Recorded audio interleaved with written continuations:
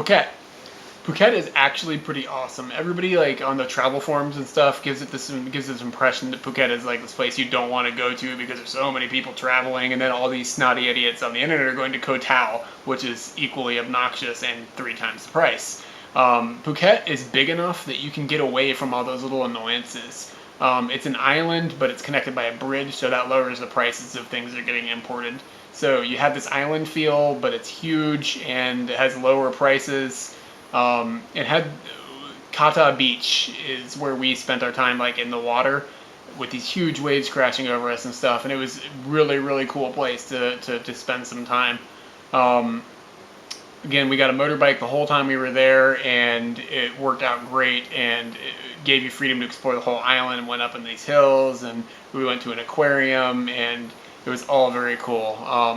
Part of it that was cool for us is we had a really good place to stay, courtesy of a friend of ours. His mom lives here, lives in Phuket, and owns this guest house, and it's just phenomenal, like this unbelievably gorgeous guest house that we got to stay in. So that was definitely a perk. But even without that, Phuket is cool. It's easy, and it's a good actual relaxing place to go. I wouldn't want to spend my entire vacation on Phuket, but I'd definitely go back and spend another 3 or 4 days and be completely content with it. So to all the haters, Phuket is all right. All right, Koh Phi Phi. It's a little island south of Phuket. Mixed feelings on Koh Phi Phi. It's everybody claims it's like the most beautiful place in the world. The beaches are really nice, and it's got a cool atmosphere to a certain degree. If you're looking for like a party island to go to and you want to stay in the village there, this is your place. We ended up staying a little ways away from that because that's not really how we're rolling. We're not rolling in the party group or anything like that. So we stayed at this resort a little ways away, and I could go on about the resort forever, partially complaining, partially praising, but it's a little overrated and it's a little overpriced. To do things there is just it's a bit much. The place is cool. It's got a cool shape. The island itself has got a cool shape. You can walk like from one side, one beach to another across the island. It's very narrow at one point. So it's kind of neat to just be able to do that. And we found some really good food there, and there's food everywhere. And then I found some watermelon that almost killed me. So that part of it sucked, but it's not really the island's fault, or you wouldn't think. Because later we found out that it's very common that people get food poisoning on that island. So who knows? But I wouldn't go back. I'm not upset we went. It's a little expensive, but you kind of pay that for what people think is a world-class beach. The evil watermelon that almost killed me, we wanted to just get off the island, so we went to Hat Ton Sai. And it is not a whole lot different than an island. It's on the mainland, but it's completely secluded. They have generators for electricity. There's only one dirt road that runs a horseshoe shape from one end of the beach to the other. And if you want to go into town, you have to hike over like a mountain, basically. This place is focused on rock climbers because there's these gorgeous, unbelievable-looking limestone cliffs everywhere. And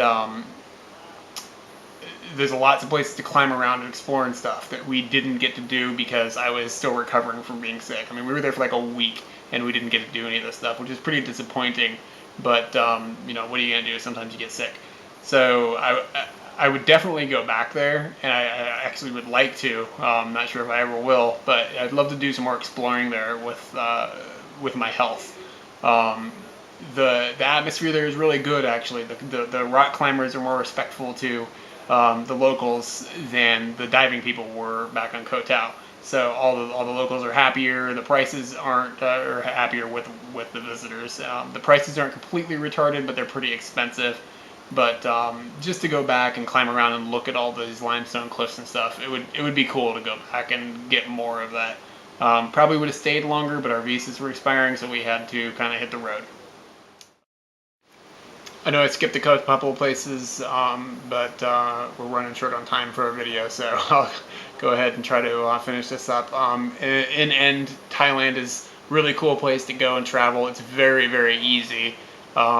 With just a guidebook, even when all the maps are wrong on the guidebook, because they are, you can still get along and get around really easy. The transportation system is amazing as far as the bus system and and the trains, and it's all very cheap, and the food is cheap, and it's good, and I mean, it's a very, very cool place to travel. You're never going to know if you like some place until you actually go there. So, sometimes it's hit and miss. Sometimes we go places that really don't turn out to be completely incredible. But sometimes we have places that you never would expect to be amazing, and they really are. What we learned out of Thailand, we're not really beach people, so that counts out islands as well. Not that I don't ever want to go to a beach or an island again, but I want to limit my time there. And we really enjoy traveling around on motorbikes. It just opens up the freedom to do whatever you want and stay as long as you want, or not stay, or just cruise around and get cool air on you. And in this climate, that means a lot. So if you're looking to go to Thailand, think about getting a motorbike and just exploring, because it really is the best way to do it.